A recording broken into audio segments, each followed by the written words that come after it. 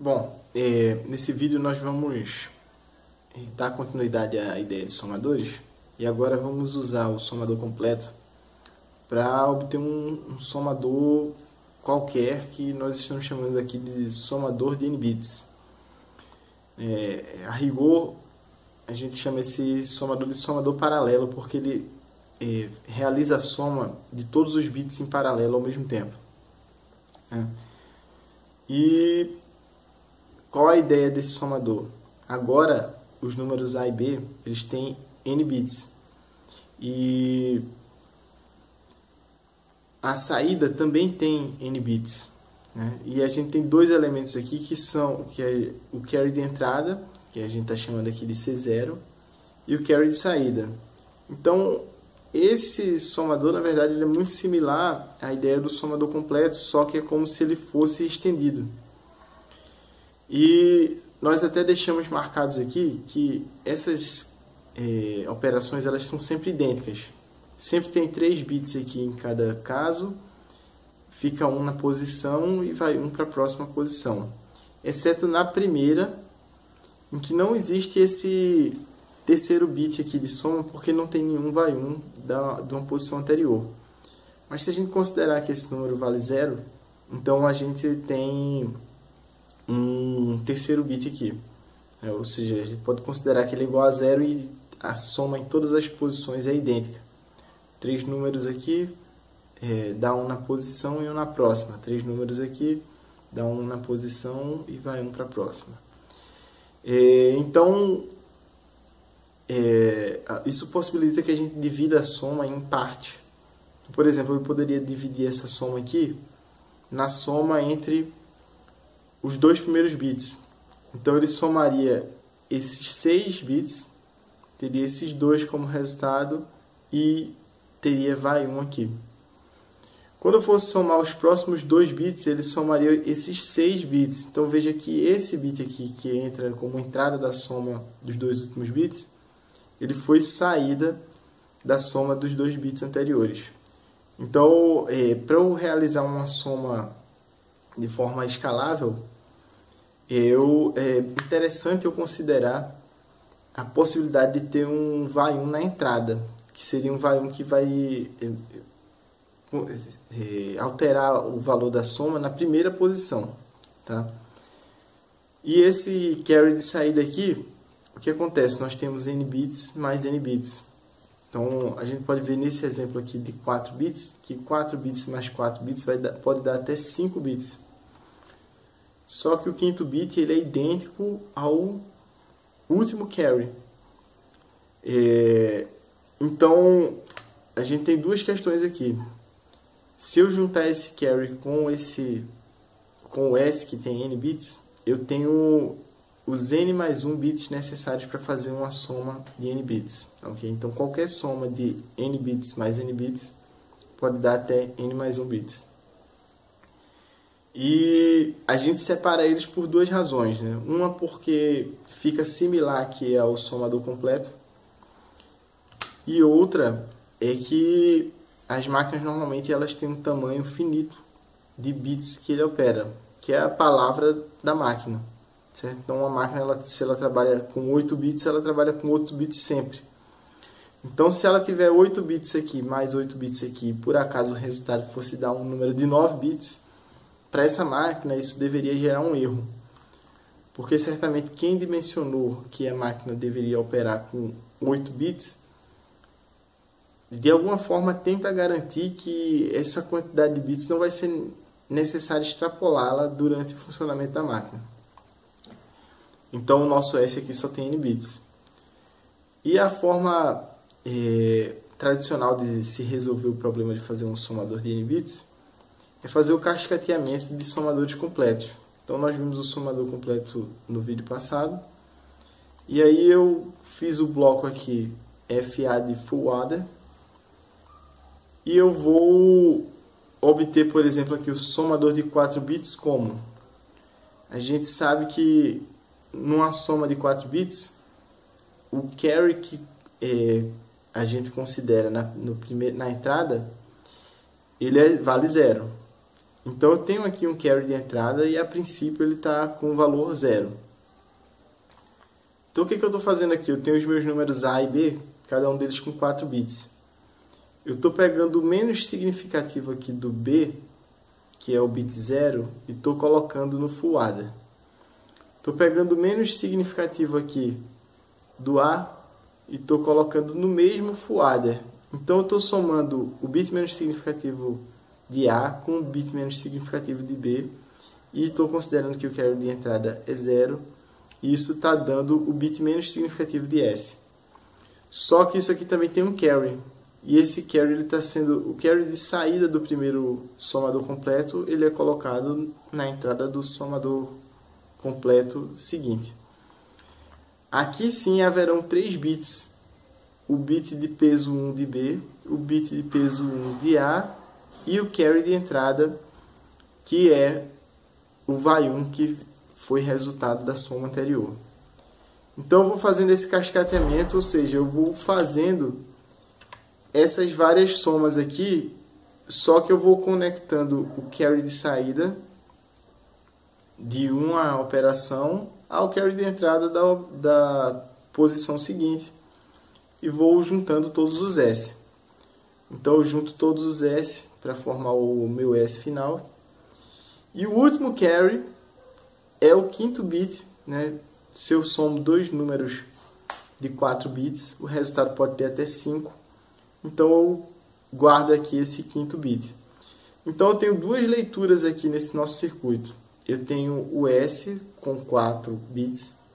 Isso aqui, com certeza, existem contas entre A e B que, se eu olhar apenas para S, ele não vai corresponder à soma. Quando que ele não vai corresponder à soma? S tem 4 bits, então ele só pode representar números de 0 a 15. Então, se a soma for maior do que 15, o valor de S ele não vai corresponder exatamente à soma. Vai dar um valor levemente desviado. Só que eu pego também esses 4 bits de S aqui, ou seja, essa linha aqui, ela contém 4 bits, certo? No momento eles são 0, 0, 0. Estou colocando nessa linha aqui, ela está concentrando todos os bits de 0 a 3. Então essa linha aqui são 4 bits também, isso aqui está vazio, tá? E estou pegando o quinto bit aqui. Então esse bit aqui, esse número aqui, aliás, ele vai apresentar para a gente, isso aqui é só uma ponta de prova, tá? Isso aqui também.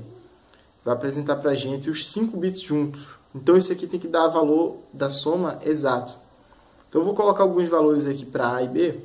Então, se eu pôr aqui, por exemplo, 5 em A, 0, 1 no 0, 0, 1, 0, 1, e botar 3 em B. 5 mais 3 tem que dar 8. Então, de fato, o S aqui dá 8, tá? Se eu botar outro valor aqui, 7 mais 4 tem que dar 11, tá? Então, se vocês fizerem todas as possibilidades, vai dar correto. E nessas duas possibilidades em particular que eu testei, deu sempre números menores do que 16. E esse C4, portanto, ele era 0. Então, quando eu olho aqui o resultado aqui está dando 11 e aqui está dando 11 também. Então, vamos extrapolar esse valor aqui e colocar uma soma que vai dar maior do que 15. Vamos colocar aqui 9 mais 7. Então, 9 mais 7 daria 16. Só que, quando eu olho os 5 bits, a gente sabe que 16 é o quinto bit, vale 1, e todos os outros 4 valem 0.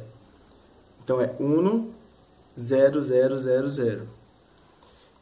E quando eu leio só os 4 últimos bits, que é o que S carrega, eu vou ler 0, tá? Então, se eu quiser ler corretamente, eu tenho que juntar com o quinto bit para ler, de fato, 16. E se eu colocar aqui outro valor, sei lá,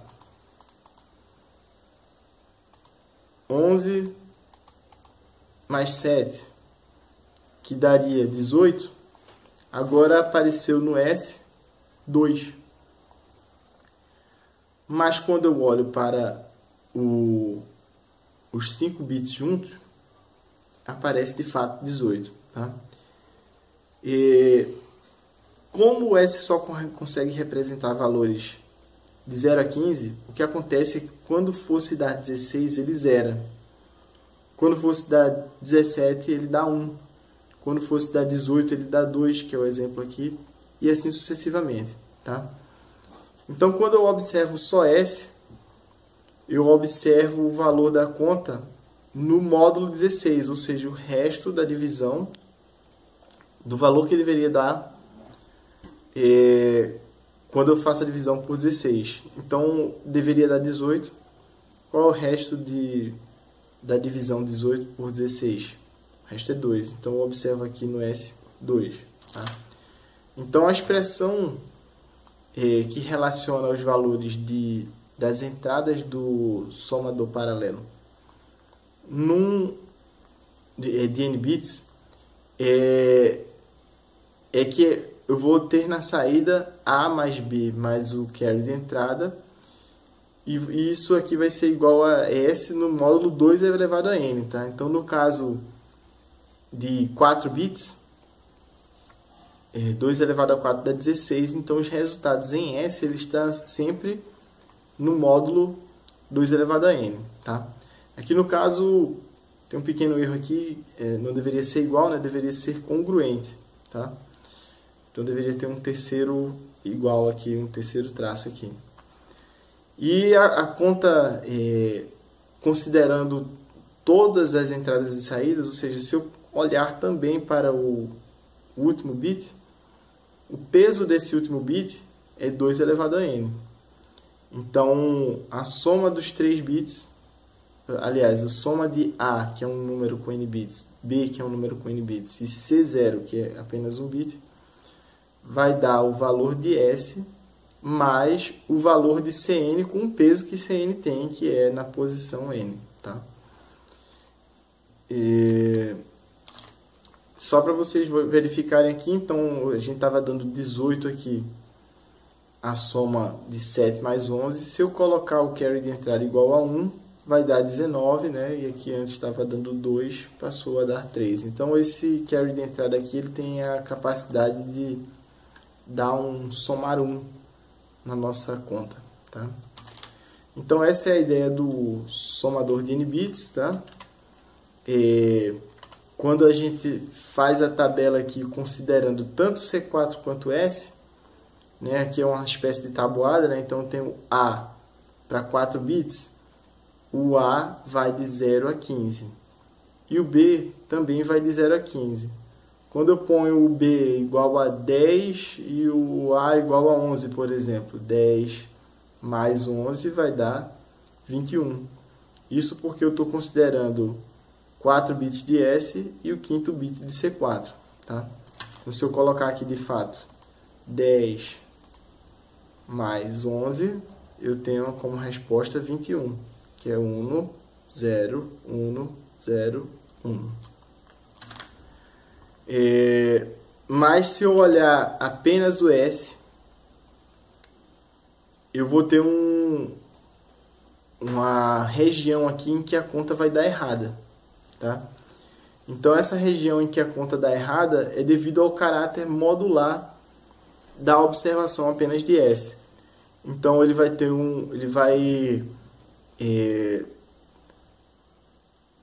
funcionar de forma cíclica. Então quando ele deveria dar 0, ele de fato dá 0, quando vai dar 1, de fato dá 1, assim sucessivamente até 15. Mas quando fosse dar 16, ele retorna para 0. Quando fosse dar 17, vai para 1 e assim sucessivamente. Tá? Então essa seria a tabuada do somador de n bits se eu observasse apenas o S. Tá? Essa região em que ocorre o erro, o nome desse erro que precisaria de um bit a mais para que a representação ela fosse correta, é chamado de overflow. Tá? Overflow significa transbordamento, ou seja, a magnitude de S deveria ser maior.